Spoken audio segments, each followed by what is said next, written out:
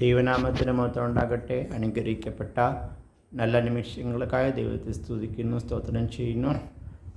നാം ഇന്ന് ചിന്തിക്കാൻ പോകുന്ന ചിന്ത അല്ലെങ്കിൽ വേദചിന്ത എന്ന് പറയുന്നത് ദൈവത്തിൻ്റെ ഭാഗത്തു നിന്ന് ദൈവം ചെയ്യുന്ന കാര്യങ്ങളും നമ്മുടെ ഭാഗത്തുണ്ടാകേണ്ടിയ അതിൻ്റെ പ്രതികരണവും അല്ലെങ്കിൽ അതിനോട് നമ്മുടെ പങ്ക് എന്തുവാണ് എന്ന് ചിന്തിക്കാൻ പോവുകയാണ്. ഒന്നാമത്, മുമ്പേ അവൻ്റെ രാജ്യവും നീതിയും അന്വേഷിപ്പിൻ, അതോടുകൂടെ ഇതൊക്കെയും നിങ്ങൾക്ക് കിട്ടും. ഇതൊക്കെയും എന്ന് കർത്താവ് അവിടെ ഉദ്ദേശിച്ചത് ജീവനും ഭക്തിക്കും വേണ്ടുന്ന കാര്യങ്ങൾ, അല്ലെങ്കിൽ നമുക്ക് ദൈനംദിന ജീവിതത്തിൽ നമ്മളുടെ ആവശ്യങ്ങൾക്ക് ഒത്തതെല്ലാം ദൈവം വിശ്വസ്തനാണ് നൽകി തരുവാൻ അത് ദൈവം ചെയ്യും എന്നാണ് നമ്മളിവിടെ കാണുന്നത്. ഒരിക്കലും നമ്മൾ ദൈവത്തിന് മുൻസ്ഥാനം കൊടുക്കാതെ നമ്മളുടെ ഭൗതികത്തിന് മുൻസ്ഥാനം കൊടുത്തിട്ട് എങ്ങനെയെങ്കിലും എല്ലാം കൊണ്ട് ഓക്കെ ആകണം, നല്ല അനുഗ്രഹിക്കപ്പെട്ട ഭൗതികം വേണം, അതുകൊണ്ട് എനിക്ക് ചെയ്യേണ്ടത് ഞാൻ ഭൗതികമായി ചെയ്യും എന്ന് ആ ഒരു ആശയമല്ല. മുമ്പേ ദൈവത്തിൻ്റെ രാജ്യവും നീതിയും അന്വേഷിക്കണം. ദൈവത്തിൻ്റെ രാജ്യത്തിൽ അല്ലെങ്കിൽ ദൈവം രാജാവാകുമ്പോൾ നമുക്കറിയാം ഒരു ഭരണത്തിൻ്റെ കീഴിൽ, ഒരു ഗവൺമെൻറ്റിൻ്റെ കീഴിലൊക്കെ നിയമങ്ങളുണ്ട്. അത് പാലിച്ചാലേ നമുക്ക് സുരക്ഷിതരായി ജീവിക്കുവാൻ കഴിയത്തുള്ളൂ. ഗവൺമെൻറ്റിൻ്റെ ആനുകൂല്യങ്ങളൊക്കെ എന്തെങ്കിലും വേണമെങ്കിൽ ഗവൺമെൻറ് നിയമങ്ങൾ നമ്മൾ പാലിക്കുന്ന സിറ്റിസൻസ് അല്ലെങ്കിൽ പൗരന്മാരായിരിക്കണം. അത് കണക്ക് തന്നെ ദൈവം നമുക്ക് നൽകാൻ ഇരിക്കുന്ന എല്ലാ അനുഗ്രഹങ്ങളും പ്രാപിക്കണമെങ്കിൽ ദൈവത്തിൻ്റെ രാജ്യത്തിൻ്റെ നിയമങ്ങൾ നമ്മൾ അനുസരണത്തോടെ നമ്മൾ പാലിക്കണം. അതാണ് മുമ്പേ അവൻ്റെ രാജ്യവും നീതിയും അന്വേഷിപ്പിൻ. ദൈവരാജ്യത്തിൽ ഒരു നീതിയുണ്ട്. ആ നീതിയാണ് നമ്മൾ പാലിക്കേണ്ടത്. നമ്മൾ ലോകപ്രകാരമുള്ള നീതി എന്ന് പറയുമ്പോൾ പല രാജ്യങ്ങൾക്കും പല നീതി വ്യവസ്ഥകളാണ്. എന്നാൽ ദൈവരാജ്യത്തിൻ്റെ നീതി വ്യവസ്ഥ ലോകമൊത്തമുള്ള ദൈവമക്കൾക്കും ഒന്ന് തന്നെയാണ്. അമേരിക്കയിലെ ദൈവമക്കൾക്ക് വേറൊരു നീതിയും അങ്ങനെയൊന്നുമല്ല, നമുക്കെല്ലാവർക്കും ഒരേ നീതിയാണ്. അപ്പോൾ ആ ഗൈഡ് ലൈൻസ്, ആ മാർഗനിർദ്ദേശങ്ങൾ, ആ നീതിയുടെ വ്യവസ്ഥകൾ കർത്താവ് നമ്മളെ പഠിപ്പിച്ച എങ്ങനെ നിങ്ങളുടെ നീതി ശാസ്ത്രിമാരുടെയും പരിശുദ്ധന്മാരുടെയും നീതിയും കവിയണം എന്ന് കർത്താവ് പറഞ്ഞിട്ടുണ്ട്. അപ്പോൾ നമ്മൾ നീതി എന്ന് പറയുമ്പോൾ ഹൃദയത്തിലാണ് തുടങ്ങേണ്ടത്. ഹൃദയത്തിൽ നമുക്ക് എപ്രകാരം നമുക്ക് അനുഗ്രഹിക്കപ്പെട്ട ഒരു എങ്ങനെ നമുക്ക് ഹൃദയത്തിൽ നിന്നും നല്ല ചിന്തകൾ, മറ്റുള്ളവരുടെ മനോഭാവം നേരുള്ളതായിരിക്കണം, താഴ്മയോടെ ജീവിക്കണം, അനുഗ്രഹമായി ജീവിക്കണം, ആരെയും നമ്മൾ പ്രയാസപ്പെടുത്തരുത്, ആരെയും വേദനിപ്പിക്കരുത്, ആരെയും നമ്മൾ കുറ്റം പറഞ്ഞുകൊണ്ടിരിക്കരുത്. നമ്മുടെ ഞാനാണ് ശരി, നിങ്ങൾ തെറ്റ്, ഞാൻ പറയുന്നത് പോലെ കാര്യങ്ങളുള്ളൂ എന്നൊക്കെ ആ ഒരു മനോഭാവം, ആ ഒരു ചിന്ത നമുക്കൊരിക്കലും ഉണ്ടാകാൻ പാടില്ല. ആ ചിന്ത ഉണ്ടാകുന്നത് കൊണ്ടാണ് ഞാൻ ഏതെൻ്റെ മെച്ചപ്പെട്ടവനാണ് ചിന്ത ഉണ്ടാകുന്നതാണ് പല പ്രശ്നങ്ങൾക്കും കാരണം.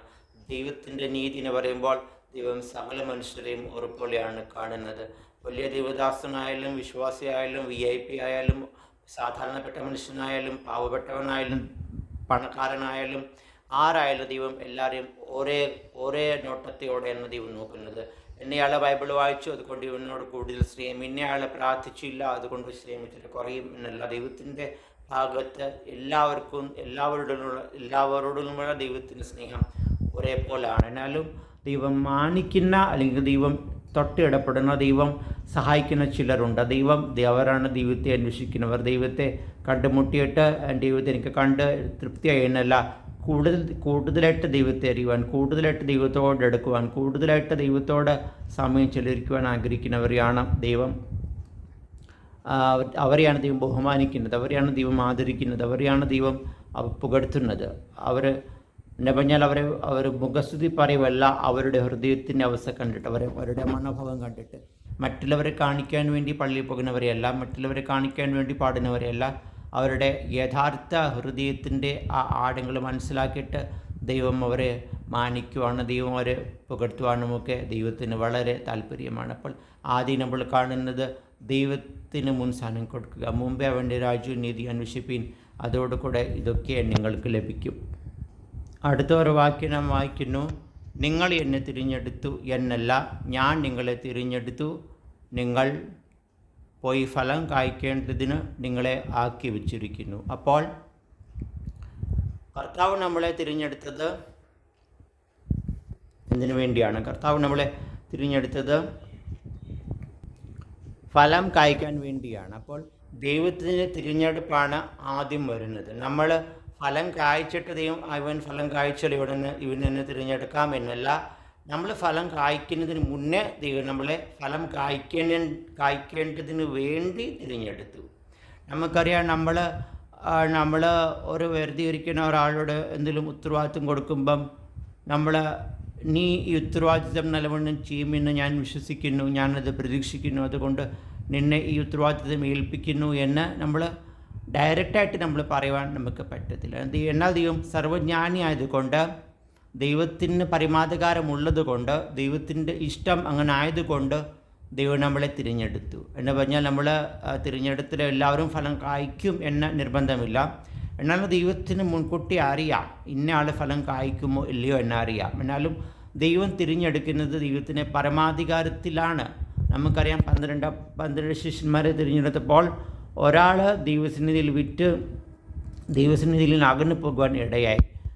കർത്താവ് യേശുക്രിസ്തുവിനെ തന്നെ കാണിച്ചു കൊടുക്കുവാൻ ഇടയായി. എന്നാൽ ദൈവം ആ മനുഷ്യനെ തിരഞ്ഞെടുത്തു. എന്താണ്? ഫലം കായ്ക്കാൻ വേണ്ടിയാണ്. എന്നാലും നമ്മൾ ദൈവം തിരഞ്ഞെടുക്കുമ്പോൾ നമുക്കൊരു ഉത്തരവാദിത്തമുണ്ട്. ദൈവം തിരഞ്ഞെടുത്തതല്ലേ എപ്പോഴെങ്കിലും ഫലം കായ്ച്ചോളാം എന്നല്ല. ഫലം കായ്ക്കാനുള്ള അതിൻ്റെ കാരണം അല്ലെങ്കിൽ റൂട്ട് എന്ന് പറയുന്നത് ക്രിസ്തുവിൽ വസിക്കുക എന്നതാണ്. എന്നെ പിരിഞ്ഞ് നിങ്ങൾക്കൊന്നും ചെയ്യുവാൻ കഴിയത്തില്ല.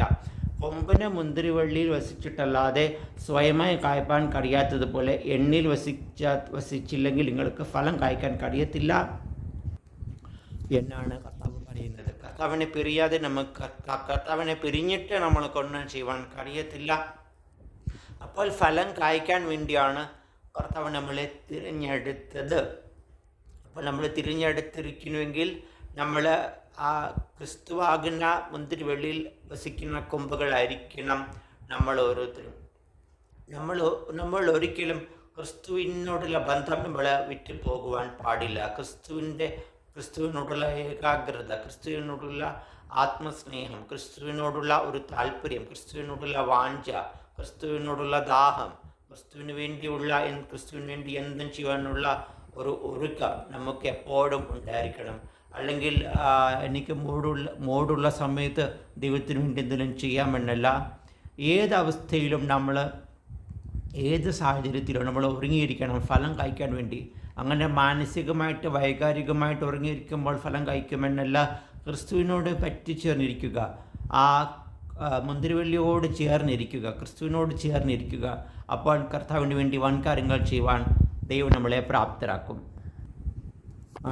അടുത്തത് നമ്മൾ കാണുന്ന 2 വേദഭാഗങ്ങളുണ്ട്. ഈ ദൈവം എന്നും എന്നേക്കും നമ്മുടെ ദൈവമാകുന്നു, അവൻ നമ്മെ ജീവപര്യന്തം വഴി നടത്തും.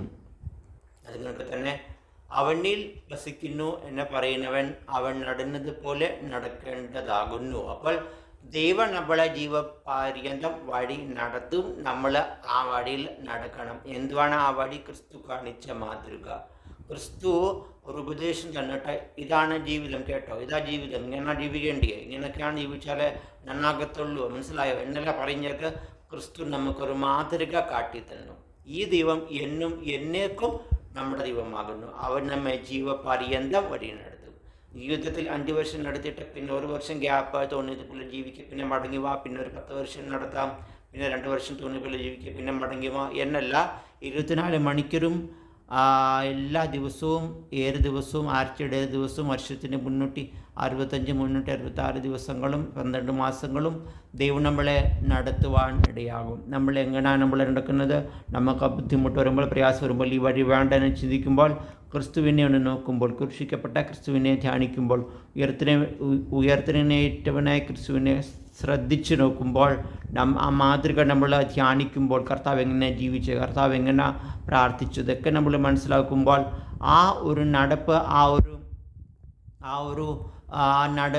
കർത്താവിൻ്റെ ആ നടപ്പ്, കർത്താവിൻ്റെ ആ ജീവിത ശൈലിയൊക്കെ കണ്ടിട്ട് അത് പിൻപറ്റുവാൻ, അത് നമുക്കും പ്രാവർത്തികമാക്കുവാൻ നമ്മൾ പഠിക്കുമ്പോൾ ദൈവം നമ്മളെ നടത്തുന്ന വഴി നാം നടക്കണം. അതാണ് ഞാൻ പറയുന്നത്. അവൻ നടന്നത് പോലെ നടക്കേണ്ടതാകുന്നു.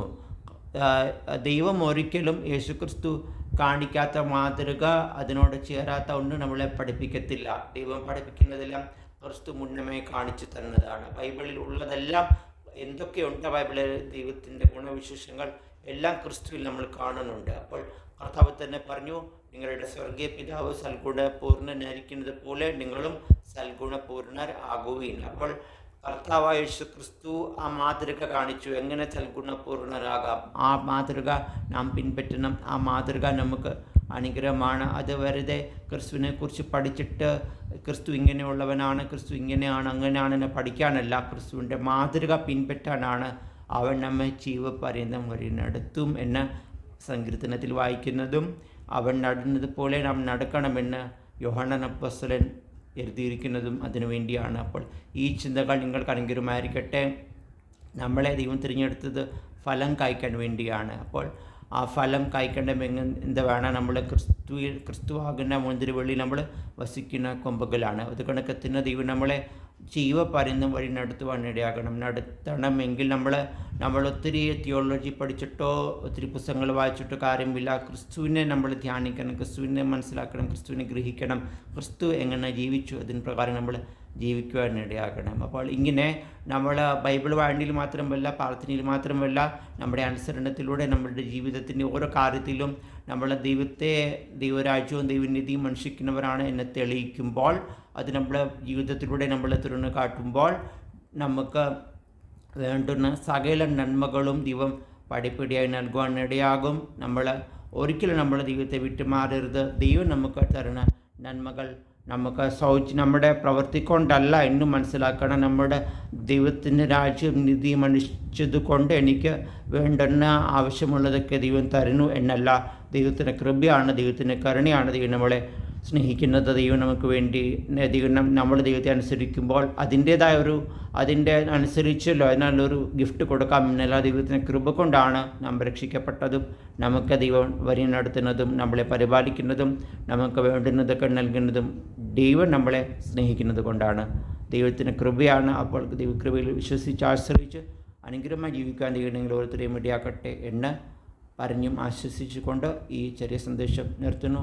ദൈവത്തിൻ്റെ നാമം നമ്മളുടെ മഹത്വപ്പെടട്ടെ. എല്ലാത്തിലും ദൈവം തന്നെ നമ്മളെ അനുഗ്രഹിക്കട്ടെ.